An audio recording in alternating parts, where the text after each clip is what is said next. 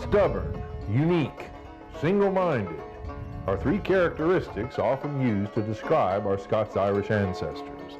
Those early settlers have more in common with most of us than first appeared. Quite possibly, being stubborn, unique, and single-minded are characteristics found in the most common of us East Tennesseans. They are traits which are common to all of us. Not all of the folks around here go along with the program. No. Thinking for oneself, marching to a different drummer, going your own way, has always been one of the strengths of our region. Hi, I'm Bill Landry, and we're exploring some of our more unique brethren, those that are just a little different on Heartland Tonight. It's the best of the Heartland Series with Bill Landry on Heartland Tonight. Tennessee is calling, rolling hills all dressed in green. Hear the heartland calling, like an Appalachian spring. Smoky Mountain night is falling, the heartland's calling me, calling me.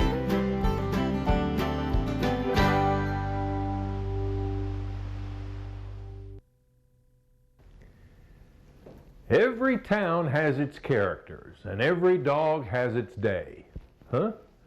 Being off plumb, as they say, a little bit off center, maybe a little, shall we say, eccentric, has never really been a problem around here, has it? Come to think of it, there's not much around here that ever really truly been unacceptable. Oh, some things, but being a little different is something to celebrate. So on Heartland Tonight, it's thingamajigs and old what's-his-name. We'll meet a herb specialist, a toy man, and a tree man, and each shares his special world with us. So come along for a visit, but leave your minds open and your sensibilities at the door. There's so many things that we take for granted, things that are special to us, like that old whatever it was, or remember that, oh, you know, that you can see it right here. Yeah, that's it. What is it? Progress is fickle. This we've learned. In the march of time, some things endure, but more get left behind. What has fallen out of style we can't help but look at and wonder. What is that there? This. Yesterday's new conveniences are today's dusty antiques. But what is it? This says it's on 4, and that says fascination. Now there's a Ramona on 5. Tin showerhead? Nope.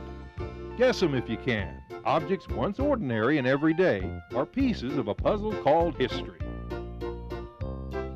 Soap saver? Boot scraper?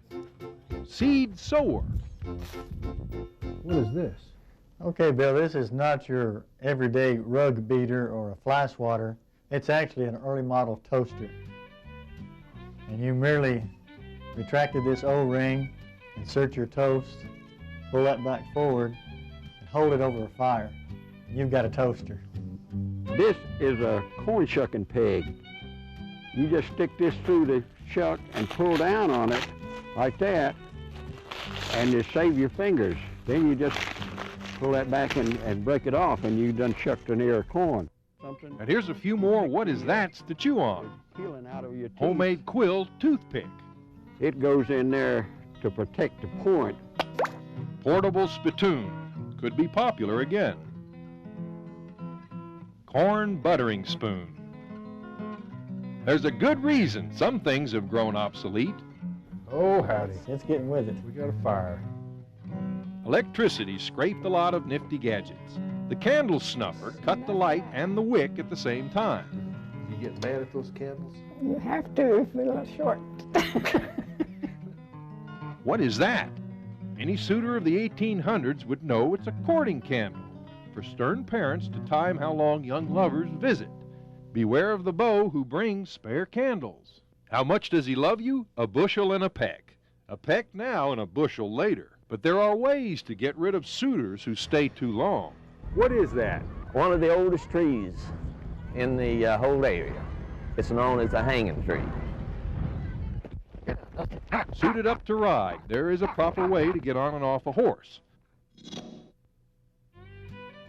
And nearly every genteel home had one of these in the driveway, an upping block. when one would arrive, he or she would arrive on horseback and depart, while the block served the upping purpose. Conversation pieces all, and to their owners, no doubt, priceless. Yet in the curious realm of what people collect, we came across the king of leftovers. And this is a piece of that breakfast bacon from Elvis Presley's breakfast. Yes, it's Elvis's bacon, encased in plastic. Yesterday's reminders, today's entertainment. Ah, for the good old days, when all you needed was one of these. A strong arm and a weak ear. Do you know the words?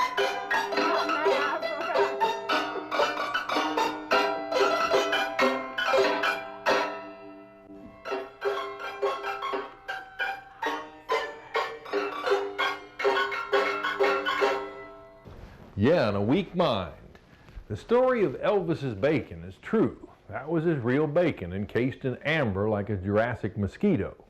As the lady told us the story, she and Elvis were staying at the same hotel, it turns out. She watched and waited for him to finish his breakfast one morning, the real Elvis. And before the waitress came and cleared the table, she ran through and grabbed the remains of the bacon off his plate.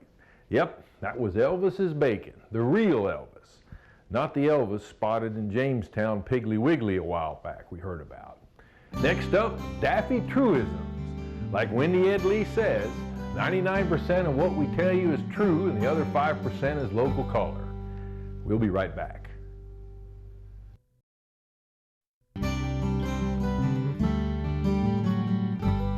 We first heard about him as a sort of Johnny Appleseed of the pine tree. His name always brings a smile to one's face. Floyd Banks, Jr.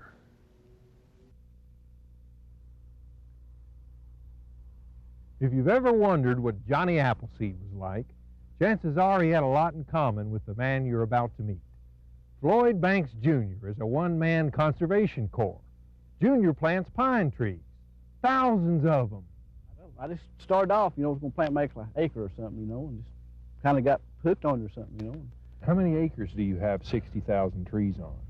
I don't know. It's 3 counties. It just spread it out a little bit everywhere there, 1,000? No, not that much, I wish. Because you can get a lot of pines on acre land, And so I really hadn't put it together to count it up, It wouldn't be that much. I wish it was. I'd plant every bit of it. He has no records to set.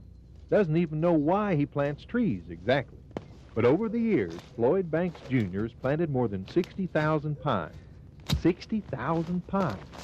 Well, it's family land mostly, I bought a little bit along, but most of it's different family, like my grandma's farm, this, that, and the other, Just anywhere I can find any extra spots or something, to put out some trees. Did they ever get mad about that?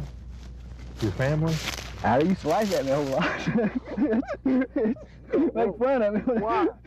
Huh? Why? No, they're all supportive, but, can you imagine fella out here planting 60,000 pine trees, It's hard to imagine. Yeah, I'd probably laugh at him too, I'd be down there. Well, do you think you were a little crazy for doing that? Probably a whole lot. Do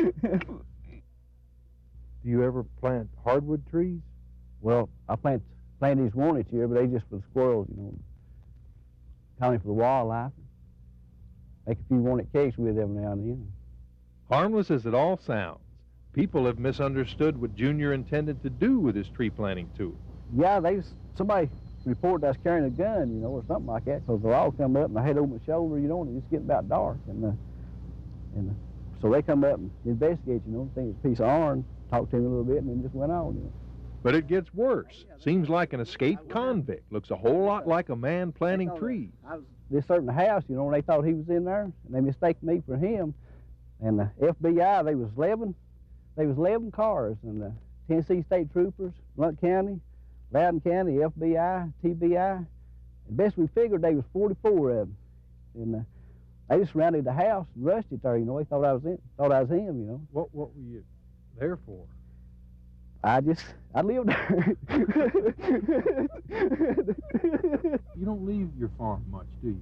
I'm afraid to go to town because I think I either get arrested or sued or shot at, when I go too far. So I just hang around pretty close. I guess that's the reason I planted all these trees to hide out in, you reckon?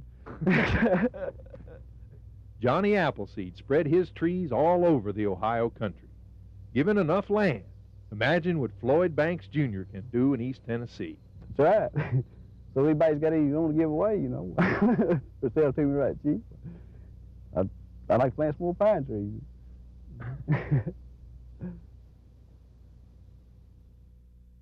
With the arrival of the pine beetle, old Junior took quite a hit. But don't worry about him, he's building castles now. Real ones, big ones, as we'll see when Heartland Tonight returns.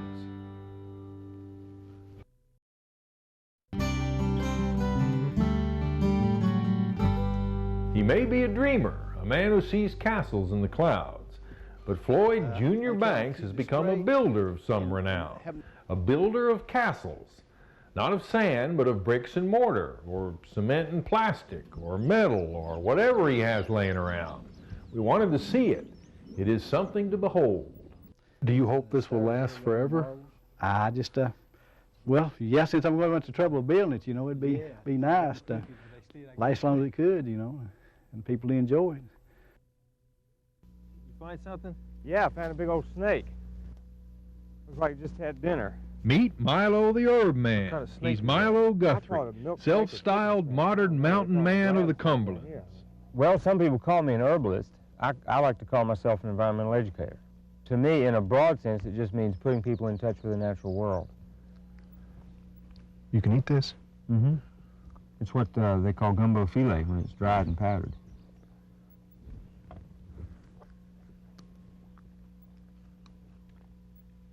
Good stuff, huh? Mm-hmm. Pretty good. Sassafras leaves. Sassafras tea. Mm-hmm. Here at Pickett State Park and Forest, Milo has come to share his knowledge of nature's bounty as we explore edible foods of the forest.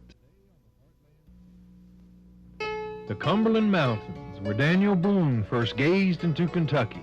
Today we're here in search of wild plant foods with Milo Guthrie, the Herb Man. Let's see, here's some wild cherry. This is used for cough drops and cough syrup. For sore throats? Right. These blackberries? Yes, the root's used for treatment of diarrhea. You can make a tea from it.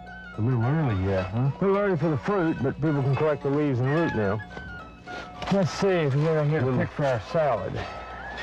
Little trilliums, May apples, not ready. Oh, now maybe there's some shoots on this catbrier. Let's check this out. Here you go, these young shoots.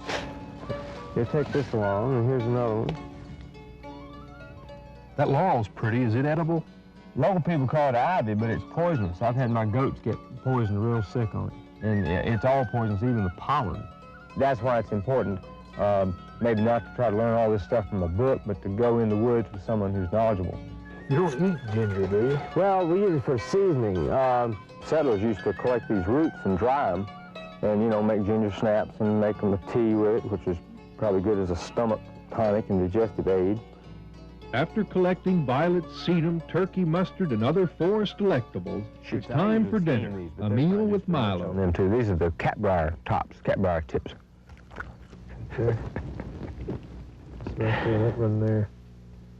Here's looking at you. All right.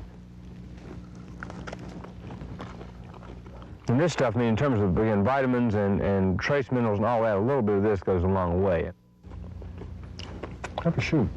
Oh, thank you. Yeah. I don't mind if I do. Yep. This is bloodroot. Now, this isn't edible, but it's worth looking at because a cut root or broken root looks just like bleeding flesh. And then you can use the thing as like, it's like a face paint. There's your Indian war paint, see? 200 years or so, or as long as man has been on this continent, they've been surviving on herbal remedies and natural foods like these. So.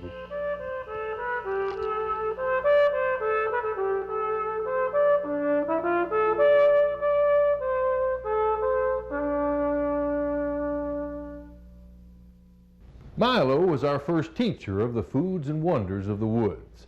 We've continued our study too, and after 18 years, we're just beginning to appreciate the wonder of this amazing talent. When we come back, it's our tribute to all small-town characters here on Heartland Tonight. Stay with us.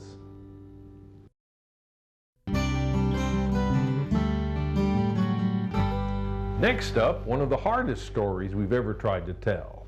That of a small-town character everybody knew and loved, but who's no longer with us. Remember him?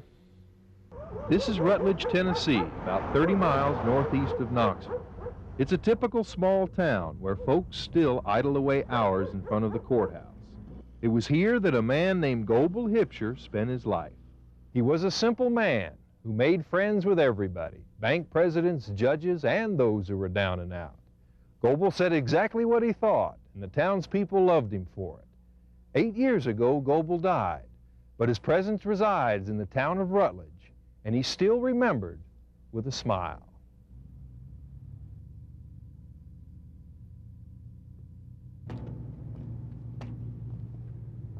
He'd walk up the hill, you could see him usually coming about the time the bank opened. He would carry his own coffee cup from home, drink coffee in the bank, in the courthouse, wherever he went. He had coffee with everybody. His friend, the county judge, Carl V. Davidson, chose him as janitor. You might call it a political job, I don't know. I asked him once why he didn't get an education, and if he had, he could have been anything he wanted to, and he said, Wayne said, I'm exactly what I wanted to be. They say that you were pretty close to Goebel. Oh, we were real close. Did he work with you? No, he didn't work with me, just loafed with me. We'll put it that way. That's the bank where Mr. Shirley was at, right over there. And a little cafe right down the street there where we used to go get coffee, all of us together. Goebel did more than just talk. He entertained. He influenced people's lives simply by making them laugh at him and at themselves. Goebel developed trouble with one of his toes. And he had gone to one of our local doctors here in town. Dr. Brown says, I don't believe there's much wrong with his toe. He said, well, I figured that, or I'd have gone to see a doctor. It didn't matter how depressed you were, you could stay with Goebel about 5 minutes and all of that would disappear. He had 2 sons. One of them he called Apple Butter, one of them he called Buttermilk. It probably was a year before I realized who he was even talking about. He called me Rubberneck. And he had a daughter he called the Guest, Beulah. It's Mom and Dad, now that's all I've got. But I want you in on this, Beulah.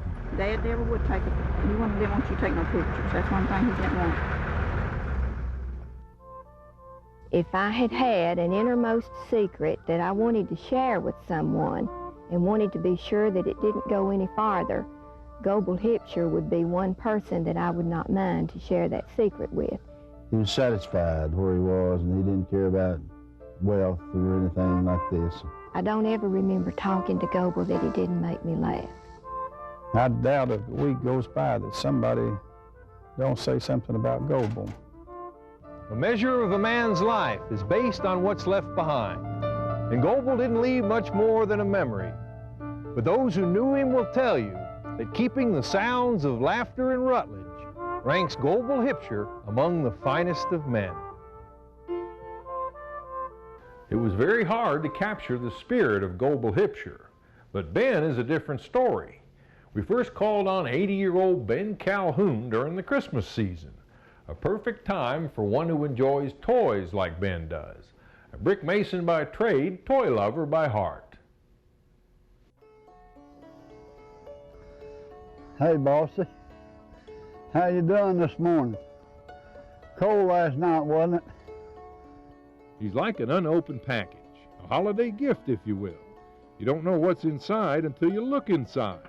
That is the surprise of Ben Calhoun, too. Why don't you come on in here and I'll show you some real finds. Look at Ben and you see a cigar-smoking, blue-streak-talking retired bricklayer. But inside Ben lives the pure, playful spirit of a child. What's your big toe there? Run over you. He's collected toys for nearly all of his 81 years. He could tell you a story about each of them, but he won't. Instead, he's built sets for his toys, little dioramas that tell their story. Well, when you come up to the house, you holler, Granny, will your dog bite? She'll say, no, child, no. Open the gate there and come on in. Who's playing tennis here? That's my nephew, Bill Martin. The rabbit's watching? Oh, yeah, he's the scorekeeper. That's Mickey Mouse. Is Mickey cutting the grass? Yeah, he's mowing the grass. What's this on your head here? Oh, that's that old boy that tried to go around the world in a balloon. Scale and continuity concern him little. After all, this is Ben's world. But you have an aircraft carrier and a canoe in the same lake. Yeah, why not? And a 17th century frigate boat. Huh? You got girls playing on the beach? Yeah. Underneath the It's awful cold weather to be playing out there, but you know how girls are. It's a paradise for children. Every little kid goes nuts over a toy. But don't expect this kid to share. He's a little stingy when it comes to his toys. Making them happy, you give a little boy, a little girl a dollar bill, and you can see in his eyes the stars shining. Or a toy. Yeah, well, I don't give toys away. I'd take a toy away from a little boy. If you look past the crusty exterior, you see perhaps some parts of this boy's life. One willing to trade in a childhood. One time this hobo come along, and my grandmother fed him, and he sat down there on the porch and talked to me, and he says, would you like to make some money? And I said, yeah, I'd like to. I'm going to the coal mine up here in Kentucky, I believe, where he's going. But my grandma wouldn't let me go. She was afraid I was too little, too young. Well, I guess I was too. I was about 12 or 13. I'm going to show you this one right here. And what child doesn't want more than he already has? Still, he treasures his first toy, one he found. This is my limousine. I had bottles. That's what I played with. That was long ago. Ben's made up for lost time, proving that the spark of imagination, when you see things through the eyes of a child, can burn as brightly at 80 as it can at 8.